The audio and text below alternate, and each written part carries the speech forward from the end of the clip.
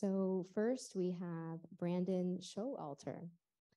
Brandon is a journalist with the Christian Post who has reported extensively on global developments of the gender identity movement, with quotes, and transgender ideology. He's the co-producer of CP's documentary-style investigative podcast series, Generation Indoctrination: Inside the Transgender Battle, and has been featured in several documentary films, included Broken Hearted Productions' Dead Name, and Tucker Carlson Originals documentary, Transgressive: The Cult of Confusion on Fox Nation. He earned a BA in International Studies and Spanish from Bridgewater College in Virginia in 2007, and a master's degrees in human rights from the Catholic University of America in 2022, and is a fellow of the John Jay Institute for Faith, Society, and Law. Thank you, Brandon.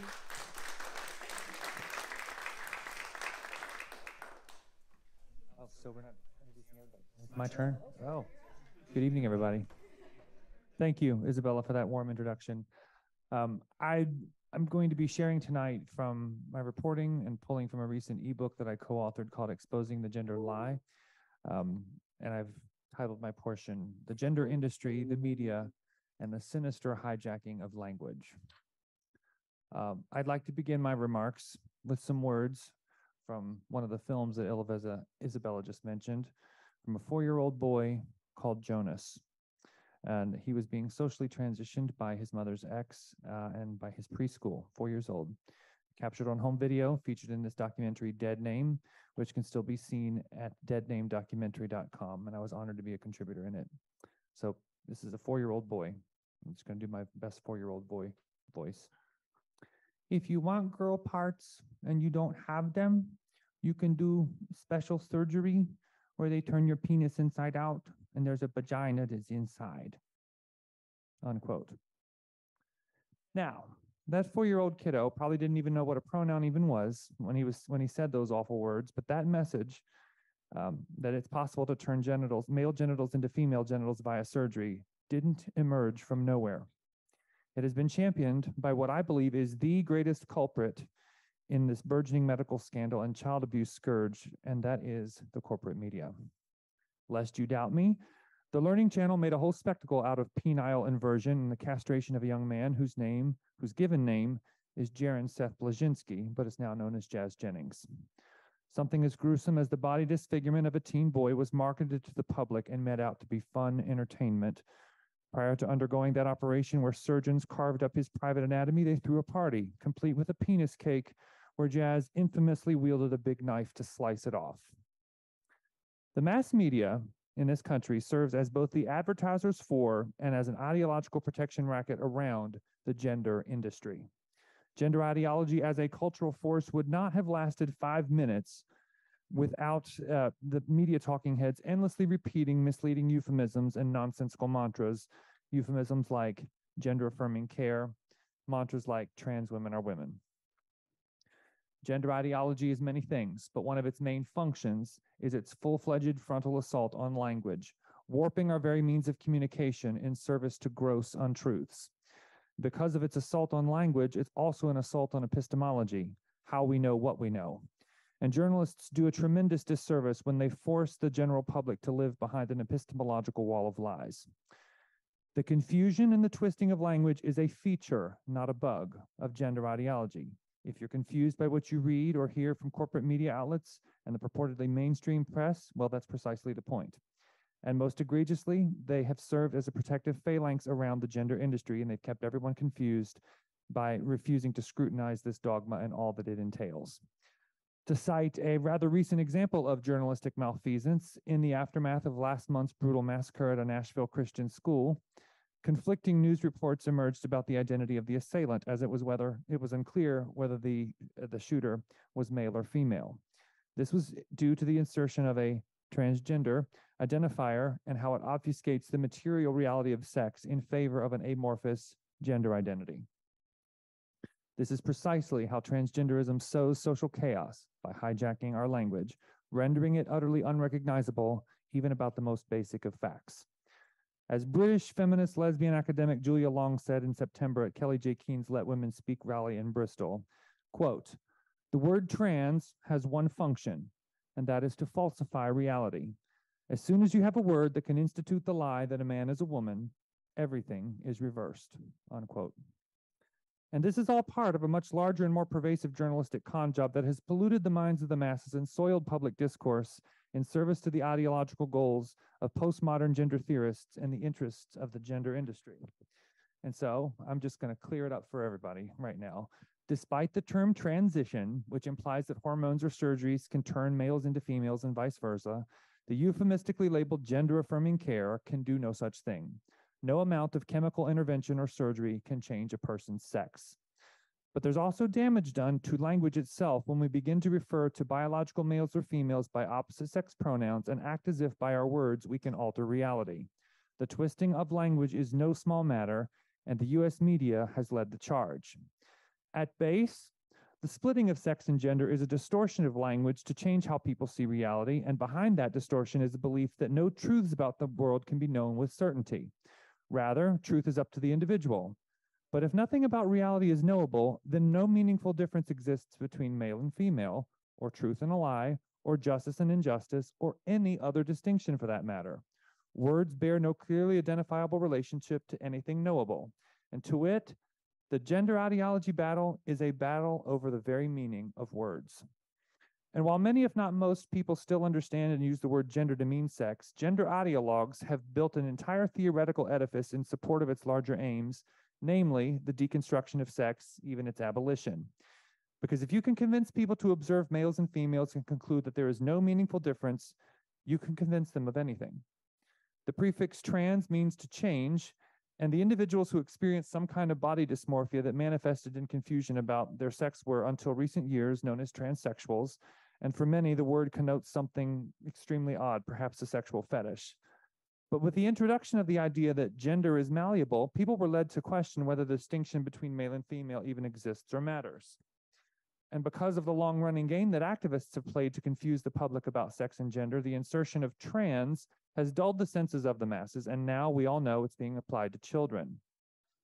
The idea of a transsexual child still creates discomfort in many people because, at least for now, most people continue to object to the sexualization of children, though even some of that's changing, horrifyingly enough. To refer to a child as a transsexual makes people feel uneasy. But with the introduction of a malleable gender, which might be followed by the add-ons identity or expression, the term is softened and sounds less abrasive. A transgender child could be a prepubescent youth on hormone blockers, or it might just be a kid who doesn't conform to certain gender norms and stereotypes. It's a murky catch-all label for this category of people, and it allows for the confusion to continue to metastasize. Meanwhile, the discordance is more broadly furthered in both the child's mind and in society because of how the use of words drifts further from the ontological reality of sex. Good faith conversations then and debates about these issues become impossible because there's no longer a common frame of reference within which to exchange ideas. I'll talk to you in the chat. And some might point out, well, language modulates over time and the meanings of words slip and slide, but this isn't that. This is an undoing of the very idea that the words we use can refer to anything that's real. The gender ideology movement insists that for humans to be free to pursue their fullest self-interest, reality itself must be deconstructed. But reality is a stubborn thing. It is knowable. It cares little about our perceptions, even if those perceptions do not line up with the way things really are. And in relation to sex and gender, regardless of our linguistic machinations, our sex as male and female is stamped on nearly every cell of the body. And no matter what linguistic tools are employed to achieve this end, it's a vain effort that will fail.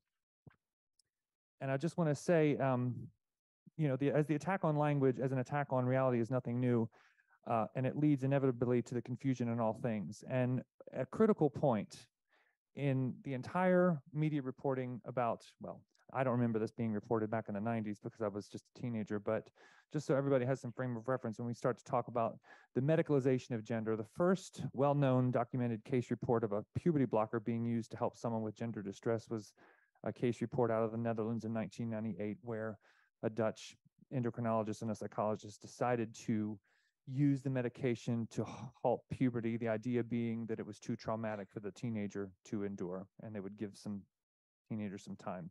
But that they since exported to America, and it's just gone they've just stomped on the gas, because even the Dutch model, as destructive as I think it has been, was not nearly to the scope as has been practiced here in the United States. But the way the press has chosen to lie is especially insidious and sinister, as it has been a long-term goal of gender ideologues to inculcate the public with a dogma that relies upon the twisting of language, which in turn manipulates perceptions and shapes the thinking of viewers and readers to believe things that are objectively false. Ask any power elite that's hell-bent on brainwashing the masses with their preferred propaganda, and they'll give you some version of, if you tell a lie big enough and keep repeating it, people will eventually come to believe it. And that's exactly what they've done with one of the most basic facts of our being, the sex of the human body. And thus, because they furthered lies and manipulation so systematically, when an actual injustice occurs, such as minors being castrated or females being raped in prison by transgender identifying males, they are locked into a mindset that inhibits them, and by extension, much of the public, from seeing it. And they've effectively got the swath of the public and are themselves in a psychological straitjacket of deceit. One might think that the cognitive dissonance here, by claiming males can be female, would have to be so paralyzingly strong, and they couldn't even deal with it. But the ruthlessness with which this dogma grips the mind once it's embraced is fierce. And when history is written, it will not be kind to so many corrupted public institutions that put vulnerable people in harm's way. Yet, bar none, in my opinion, the most unconscionable behavior has come from the mass media. They are, in my opinion, the most corrupt of all, since they have protected all the other entities that have embraced this nonsense with their incessant lies. And speaking of incessant lies, perhaps no episode illustrates that very thing than what happened last summer, when videos bearing their own watermark were exposed from Boston Children's Hospital, where surgeons and doctors started speaking openly about what they do. Surgeries on minors, basically. But legacy press outlets insisted, in lockstep with a seemingly predetermined narrative, that gender-affirming surgeries are most assuredly not being done on minors, or they were minimizing if they were. They tell their audiences that those scrutinizing the policies and practices at children's hospitals nationwide are delusional right-wing lunatics threatening the hospital staff. But are minors being irreversibly maimed nowadays? Yes, but don't take my word for it. And right now, I will point all of you to an August 29th article I wrote for CP Voices called "Yes, Trans Surgeries Are Being Done on Minors, Here's Proof," wherein I showed a couple of original source material, doctors involved in these operations, speaking and writing in their own words in prominent peer-reviewed journals, such as The Lancet, the Journal of Sexual Medicine, JAMA Pediatrics, Obstetrics and Gynecology, and the Journal of Clinical Medicine, not right-wing media. It is documented in the Journal of Clinical Medicine, for example, that at a single gender surgery center in Boston from 2017 through 2020, that 65 girls under the age of 18 had their breasts amputated. In the Journal of Sexual Medicine, a surgeon admitted to doing a vaginoplasty on a 15-year-old boy. More broadly speaking, according to the American Society for Plastic Surgeons, in 2020, even as medical facilities were being locked down during the pandemic, medically unnecessary gender surgeries continued to rise. The group recorded 8,548 gender mastectomies completed in 2020, and many of these women were very likely dealing with one or more mental health diagnoses. It was a 15% increase from 2019, that same group. If you divide 8,548 by 261, that's business days per year, that is 32.7 breast amputations per weekday. And I think that number is much higher. That's just one group that recorded these surgeries. Due to the media's refusal to scrutinize these issues, and the American public has been largely kept in the dark about these atrocities. Yet the facts are steadily emerging because of the dedicated work of alternative media publications, such as the Christian Post, and a few other tireless online investigative sleuths. The disturbing realities are increasingly undeniable, but many have turned a blind eye and remained loyal to their preferred ideological narrative because the truth is too unpleasant to bear. I will say that last fall I had some hope. Reuters put out a big, lengthy piece, as did the New York Times in November. The New York Magazine, Jonathan Haidt wrote some good words. The Atlantic even said we need to pay more attention to detransitioners in December. So there are some hopeful signs, but it's taken way too long. And so to reiterate, minors are being surgically disfigured under the banner of a non-existent gender identity in clinics and hospitals around the country and the world.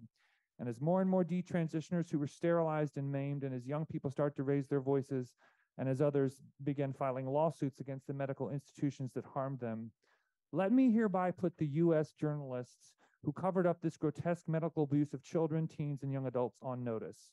You will not be allowed to feign ignorance and pretend that you did not know because we told you, and we have photos, videos, screenshots, and receipts. Thank you.